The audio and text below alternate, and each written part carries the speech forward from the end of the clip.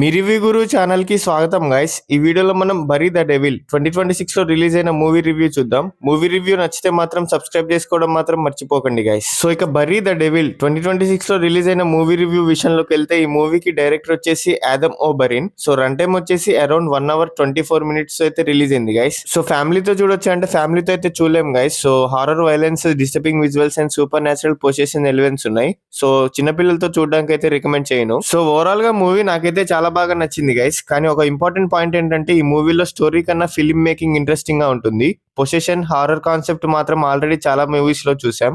కానీ ఈ మూవీకి continuous short one time short style లో ప్రెజెంట్ చేయడం డిఫరెంట్ ఎక్స్పీరియన్స్ ఇస్తుంది. కెమెరా ఎక్కువగా కట్స్ లేకుండా క్యారెక్టర్స్ తో పాటు మూవ్ అవుతుంది.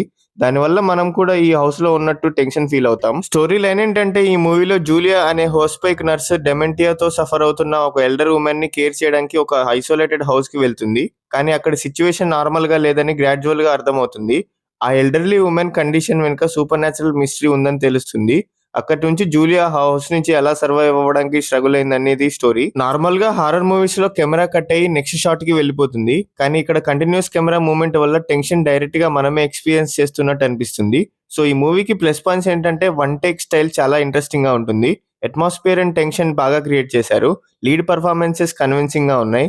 సౌండ్ డిజైన్ హారర్ మూడ్ ని ఎలివేట్ చేస్తుంది. రన్ టైం షార్ట్ గా ఉండడం వల్ల మూవీ డ్రాగ్ అనిపించదు.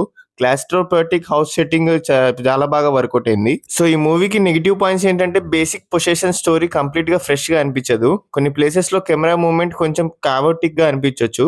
ఫస్ట్ హాఫ్ లో కొంచెం పేషెన్స్ కావాలి. మూవీ క్రియేట్ చేసిన ఎక్స్పెక్టేషన్స్ కి క్లైమాక్స్ పే ఆఫ్ అందరికీ సాటిస్ఫై అవ్వకపోవచ్చు. స్టోరీ కన్నా టెక్నిక్ ఎక్కువ హైలైట్ ఉంటుంది. హారర్ మూవీ సిస్టమ్ ఉంటే definitely watchable. Especially one take movies, possession horror and catastrophic thrillers నచ్చితే ట్రై చేయొచ్చు. కానీ స్టోరీ మైండ్ బ్లోయింగ్ గా ఉంటుంది అని ఎక్స్పెక్ట్ చేసి మూవీ చూడకండి. సో ఈ మూవీకి నా రేటింగ్ వచ్చేసి 3/5. సో బరీ ద డెవిల్ ఒక కంప్లీట్లీ న్యూ పొసెషన్ స్టోరీ కాదు. కానీ దాన్ని ప్రెజెంట్ చేసిన ఫిల్మ్ మేకింగ్ స్టైల్ ఇంట్రెస్టింగ్ గా ఉంటుంది. Story average to good range లో ఉన్నా కానీ టెక్నికల్ ఎగ్జిక్యూషన్ అండ్ టెన్షన్ మూవీని వాచబుల్ గా మార్చాయి. సో ఇలాంటి సోది లేకుండా చెప్పే జెన్యున్ మూవీ రివ్యూస్ కోసం సబ్స్క్రైబ్ చేసుకోండి గైస్. అండ్ అలాగే మీకు నెక్స్ట్ ఏ మూవీ రివ్యూ కావాలో కూడా కామెంట్ చేసి చెప్పండి guys. Thank you, love you all, జై హింద్.